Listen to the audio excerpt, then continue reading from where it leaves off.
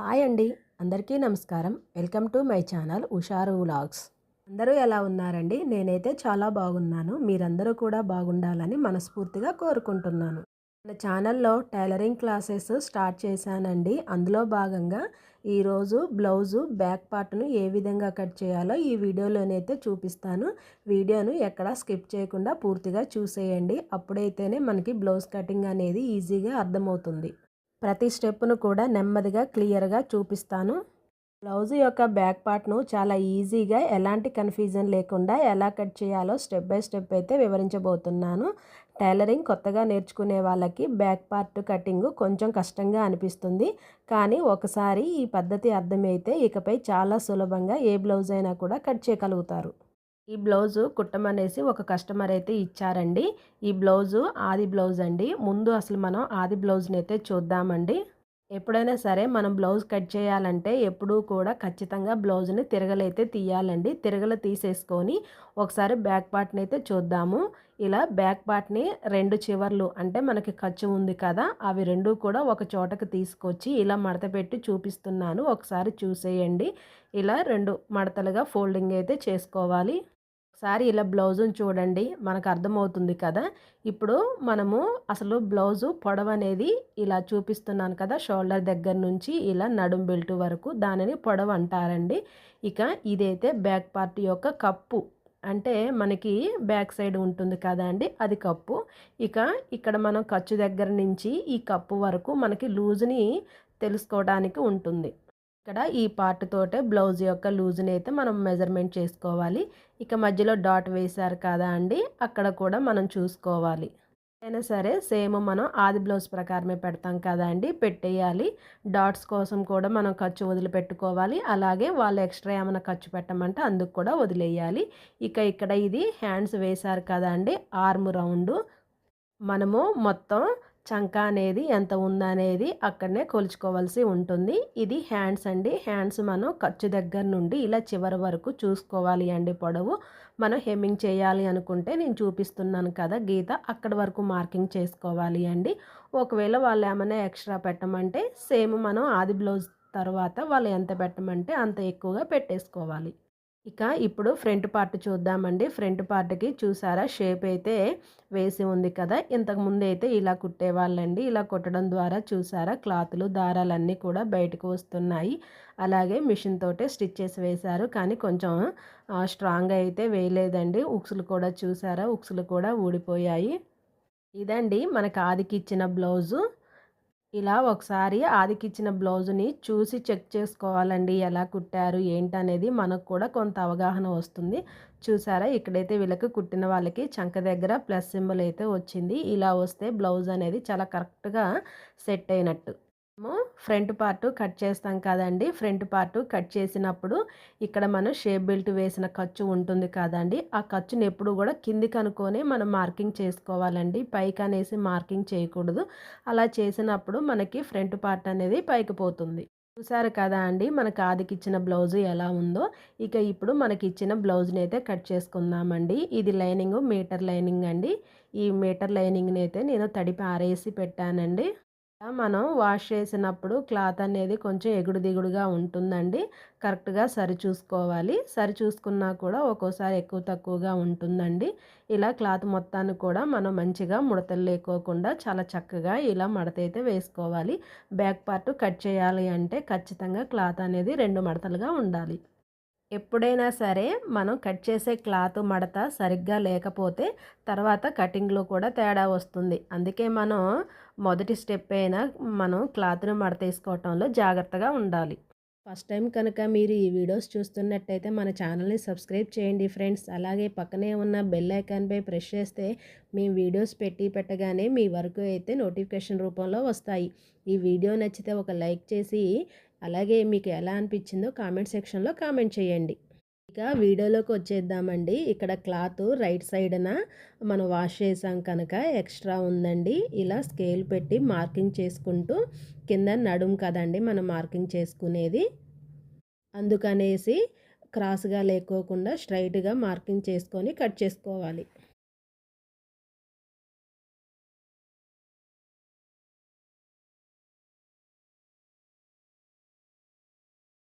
ఇప్పుడు ఆది బ్లౌజు తీసుకుందామండి. ఆది బ్లౌజ్ తీసుకొని మనం ఫస్ట్‌లో చెప్పుకున్నట్టుగా 2 చివరలు ఒక చోటుకు తీసుకువద్దామండి. చూపిస్తాను ఒకసారి చూసేయండి. ఇదిగో ఇలా నేను పట్టుకున్నాను కదండీ! ఇలా పట్టుకోవాలి. ఇలా పట్టేసుకొని 2 ఒకే చోటుకి తీసుకురావాలండి. ఇప్పుడు మనం బ్లౌజ్ యొక్క లూజునైతే కొలుచుకోవాలి. ఇప్పుడు క్లాత్ పైన పెట్టేద్దామండి. ఫస్ట్ మనము బ్లౌజ్ యొక్క బ్యాక్ పార్ట్ యొక్క కప్పునైతే కొలుచుకుందామండి. చూసారా? ఇది కప్పు కదా! సేమ్ కప్పుని మనం క్లాత్ పైన అయితే మార్కింగ్ చేసుకుందాము. ఇటు రైట్ సైడ్న మనం మార్కింగ్ చేసుకుంటాం కదా! నడుంకి బెల్ట్ వేస్తాం కదండీ! నడుం బెల్ట్ వేయటానికి కాస్త ఖర్చు అనేది కావాలి. ఒక పావించు ఎక్స్ట్రా పెట్టేసి మార్కింగ్ చేసుకుందాము. అలాగే పైన మనం నెక్‌కి హెమ్మింగ్ చేస్తాం కదండీ! హెమ్మింగ్ కోసం కూడా ఒక పావించు అయితే మార్కింగ్ చేసుకుందాము. అసలు దగ్గర మార్కింగ్ చేసుకుందాము. అలాగే మనం ఎంతైతే మనం హెమ్మింగ్ కోసం ఫోల్డ్ చేస్తామో అక్కడ కూడా ఒకసారి మార్కింగ్ అయితే చేసుకుందాము. ఒకసారి బ్యాక్ పార్ట్ యొక్క కప్ అనేది ఎంతుందో చెక్ చేసుకుందామండి. నాకైతే 5.25 ఇంచులైతే వచ్చింది. అంటే నేను ఎక్స్ట్రా పెట్టాను కదండీ! బెల్ట్ నడుం బెల్ట్ వేయటానికి అలాగే హెమ్మింగ్ చేయటానికి దాన్నైతే తీసుకోలేదు. హెమ్మింగ్ ఫోల్డింగ్ చేసిన తర్వాత అలాగే నడుం బెల్ట్ వేసిన తర్వాత ఉన్న క్లాతు అంటే ఆ కప్పు మాత్రమే నేను కొలిచాను. ఇక ఇప్పుడు లూజ్ అయితే చెక్ చేసుకుందామండి. ఆది బ్లౌజ్ ప్రకారమే పెట్టేసుకుందాము. మనకి వాళ్ళు ఎక్కడైతే టక్స్ వేశారో ఆ టక్స్ దగ్గర ఒక మార్కింగు, అలాగే వాళ్ళు స్టిచ్ వేశారు కదా అండి సైడు అక్కడ ఒక మార్కింగు, ఎలాగో ఖర్చు ఉంది కదా ఖర్చు దగ్గర ఒక మార్కింగ్ వేసుకొని ఇది బ్లౌజ్ అయితే ఖర్చు సరిపోతుందండి. డాట్స్ కోసం అయితే మనం ఎక్స్ట్రా ఒక 1 ఇంచు పెట్టేసుకుంటే సరిపోతుంది. అలాగే బ్లౌజ్ యొక్క సైడ్ పార్ట్ ఇటు సైడ్ ఉంటుంది కదా అండి! దీన్ని కూడా కంపల్సరీ మార్కింగ్ అయితే చేసుకోవాలి. ఇది ఖర్చు ఉంది కదా అండి! ఖర్చును పైకనేసి మనం మార్కింగ్ అయితే చేసుకోవాలి. ఈ పొడవుని మార్కింగ్ చేసుకోవడం చాలా ఇంపార్టెంట్ అండి. ఎందుకంటే ఫ్రంట్ పార్ట్, బ్యాక్ పార్ట్ కూడా 2 ఈక్వల్‌గా ఉండాలి కాబట్టి మనం దీన్ని ఖచ్చితంగా మార్కింగ్ అయితే కరెక్ట్‌గా చూసుకోవాలి.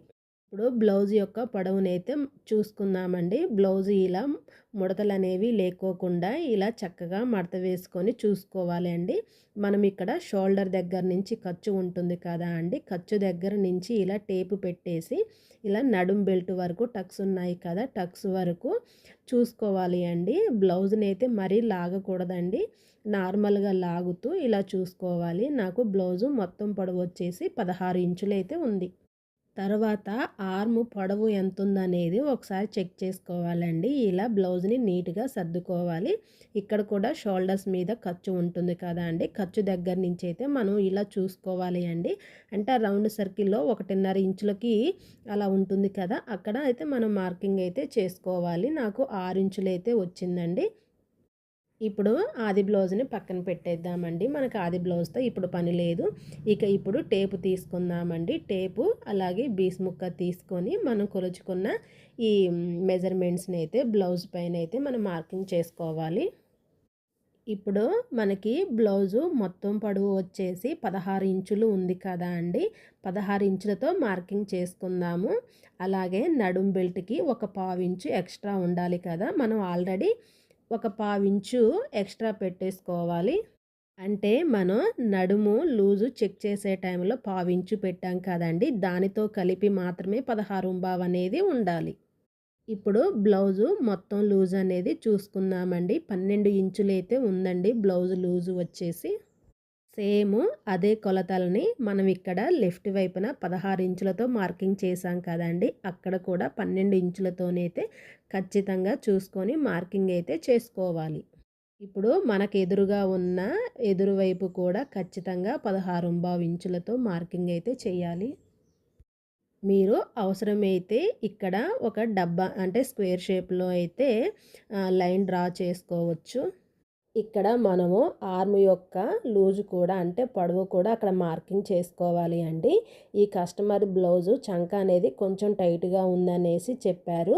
అందుకనేసి నేను 6 ఇంచులు ఉంది కదా, 6.5 ఇంచులతోనైతే మార్కింగ్ చేశాను. తరువాత ఇక్కడ నెక్ అండి, అంటే మనం బ్యాక్ పార్ట్ యొక్క కప్పు దగ్గర పెట్టాం కదండి, అక్కడ 2.5 ఇంచులతోటి నెక్ కోసం మార్కింగ్ అయితే చేశాను. అలాగే పైన కూడా 2.5 ఇంచులతోనైతే మార్కింగ్ చేశాను.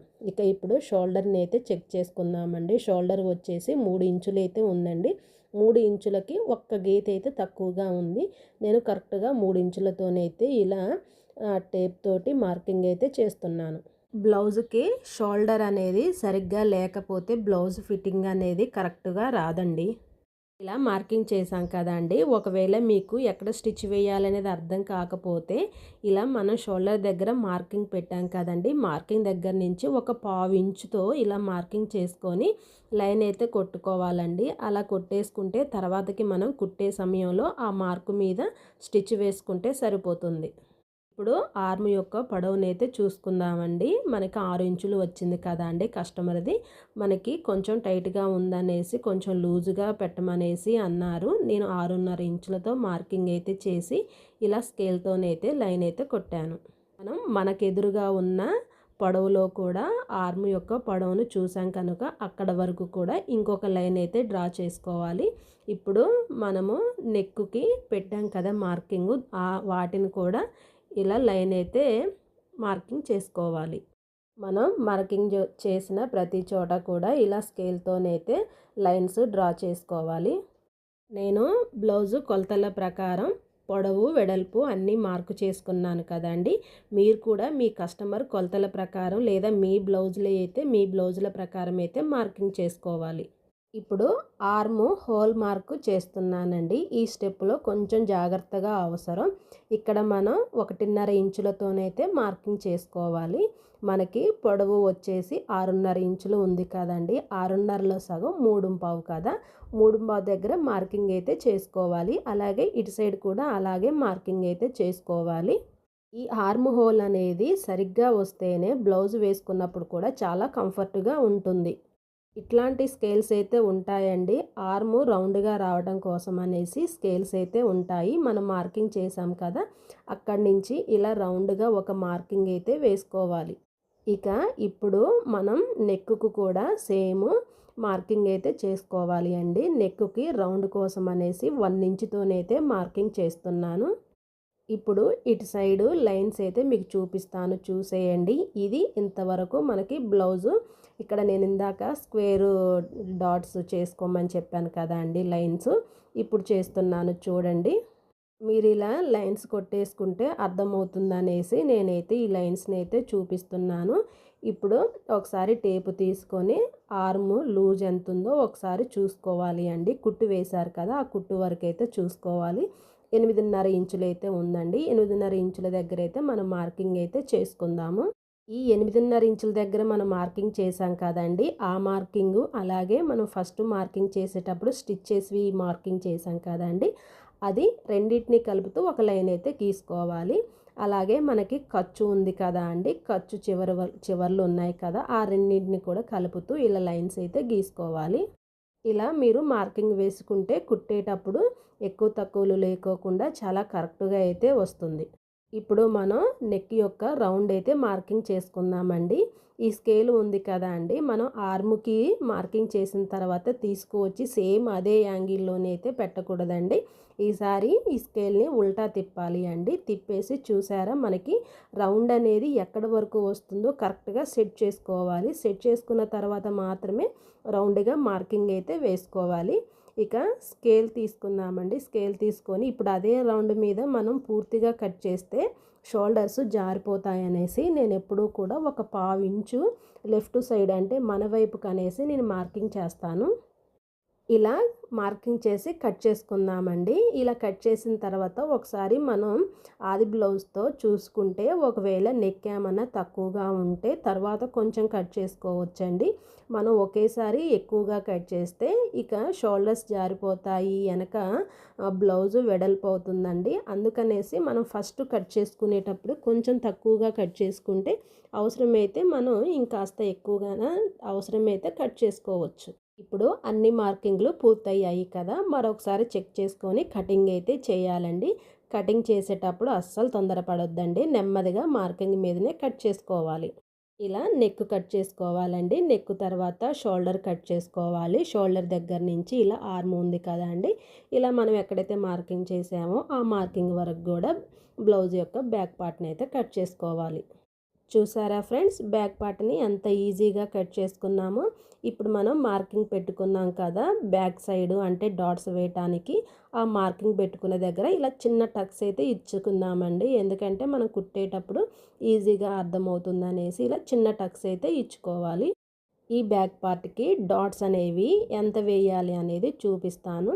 ఎప్పుడు కూడా బ్యాక్ పార్ట్కి 3.5 ఇంచుల పొడవుతో మనం డాట్స్ వేసుకుంటే సరిపోతుందండి. మీకు ఒకవేళ అర్థం అవ్వకపోతే ఇలా టేప్తో నేను కొలత తీసుకోవచ్చు. అలాగే ఎంత మందంతో మనం స్టిచ్ వేయాలి అంటే ఒక 1/2 ఇంచు, అంటే ఒక 1 ఇంచుతో తీసుకున్నామంటే మనం డబుల్ మడిసేసి వేస్తాం కదా, అలా 1 ఇంచు తీసుకుంటే మనం మడిస్తే 1/2 ఇంచు అవుతుంది. ఇలా నేను 1 ఇంచుతో అంటే పెట్టేసి అటుపావు ఇటుపావుతో కలిపేసి పెట్టానండి. ఇలా లైన్ డ్రా చేసుకుంటే తర్వాత మనం కుట్టే సమయంలో ఈ లైన్ మీదనే మనమైతే కుట్టేసుకోవచ్చు. ఇప్పుడు మనం బ్యాక్ పార్ట్కి నడుం బెల్ట్ వేసే దగ్గర పావించు మార్కింగ్ చేసాం కదండి, చివరి వరకు కూడా ఈ పావించు మార్కింగ్ని లైన్తో డ్రా చేసుకోవాలండి. కుట్టేటప్పుడు చాలా ఈజీగా ఉంటుంది, వంకర్లు పోకోకుండా స్టిచ్ కూడా నీట్గా వేసుకోవచ్చు. చూడండి, ఎలాంటి కష్టం లేకుండా బ్యాక్ పార్ట్ అయితే పూర్తిగా రెడీ అయ్యింది. ఈ పద్ధతిలో కట్ చేస్తే కొత్తగా నేర్చుకునే వాళ్ళు కూడా చాలా సులభంగా కట్ చేయగలరు. నేను చెప్పాను కదా అండి, బ్యాక్ పార్ట్ని ఒకసారి ఆది బ్లౌజ్తో చెక్ చేసుకుందామండి. ఇలా షోల్డర్ దగ్గర నుంచి ఖర్చు కూడా మనం కట్ చేసిన బ్యాక్ పార్ట్ని చూపించుకోవాలండి. క్లాత్ అయితే ఖర్చు కోసం వదిలేయాలి, ఎక్కువగా లాగకూడదండి. ఇలా సేమ్ ఆది బ్లౌజ్ ప్రకారమే మనం కట్ చేసిన బ్యాక్ పార్ట్ని కూడా ఇలా నిదానంగా పట్టుకొని అక్కడ ఆ చివరిలో ఉన్న షోల్డర్ దగ్గర నుంచి ఈ చివరిలో ఉన్న షోల్డర్ దగ్గర వరకు కూడా ఒకసారి చూసుకోవాలండి. చూసారా, కొంచెం అయితే తక్కువయింది. ఇప్పుడు అది కూడా ఎలా కట్ చేయాలో చూపిస్తాను. కట్ చేసిన బ్యాక్ పార్ట్ని సేమ్ ఎలా అయితే ఉందో అలానే పెట్టేసుకోవాలి అండి. ఇందాక మనం రౌండ్ కోసం అనేసి 1 ఇంచు పెట్టాం కదా, ఇప్పుడు 1/2 ఇంచ్ అయితే మార్కింగ్ చేద్దామండి. ఇప్పుడు మనకి నెక్ అనేది తక్కువైంది కాబట్టి కట్ చేసుకోవడానికి వీలుంది. అదే ఒకవేళ ఎక్కువైంది అనుకోండి, మనం చేయటానికి ఏమీ ఉండదు, షోల్డర్స్ జారిపోతుంటాయి, బ్యాక్ పార్ట్ యొక్క నెక్ వెడల్పు అవుతుంటుంది, చాలా రిస్క్ ఉంటుందండి. అందుకనేసి నేను ఎప్పుడూ కూడా జాగ్రత్తగా ఇలా ఫస్ట్ తక్కువగానే కట్ చేసుకుంటాను, తర్వాత చెక్ చేసుకొని కట్ చేసుకుంటాను. ఇలా 1/2 ఇంచుతో మార్కింగ్ చేసేసుకొని కాస్త రౌండ్గా వచ్చేలాగా అయితే మార్కింగ్ చేసుకోవాలండి. ఇక్కడ మనం షోల్డర్స్ జారిపోతాయనేసి కొంచెం 1/2 ఇంచు లోపలికని మార్కింగ్ చేసాం కదా, అక్కడి నుంచి మనం ఇలా రౌండ్ నెక్ తిరిగేంత వరకు కూడా సేమ్ మార్కింగ్ దగ్గరే కానీ ఒక 1 ఇంచు పెట్టాం కదా ఇందాక, ఇప్పుడు 1/2 ఇంచుతో పెట్టేసుకుంటే, పావు కాదండి 1/2 ఇంచు, 1లో సగం 1/2 కదా, 1/2 ఇంచుతో పెట్టేసుకుంటే సరిపోతుంది. చూసారా, నెక్ అనేది చాలా రౌండ్గా అయితే వచ్చేసింది. మనం కట్ చేస్తూ ఉంటే మనకు అర్థమవుతుంటుందండి రౌండ్ వచ్చిందా రాలేదా అనేది. 1, 2 బ్లౌజులు కట్ చేస్తే మనకి రౌండ్ అనేది అర్థమవుతుంది. మీరు ఒకవేళ కొత్తగా నేర్చుకుంటున్నట్టయితే మీరు ఫస్ట్ పాత క్లాతులు ఉంటాయి కదండి, దానిపైన 1, 2 సార్లు ట్రై చేయండి. తర్వాత మాత్రమే ఏదైనా కొత్త క్లాత్ పైన కట్ చేయండి. అది కూడా కాటన్ క్లాత్ అయితేనే కట్ చేయాలి. మనకి అందరి ఇళ్ళల్లోనూ బ్లౌజ్ పీసెస్ ఉంటూనే ఉంటాయి కదా అండి, పెట్టుబడి ముక్కలు, వాటి మీద కూడా ఒకసారి ట్రై చేయండి.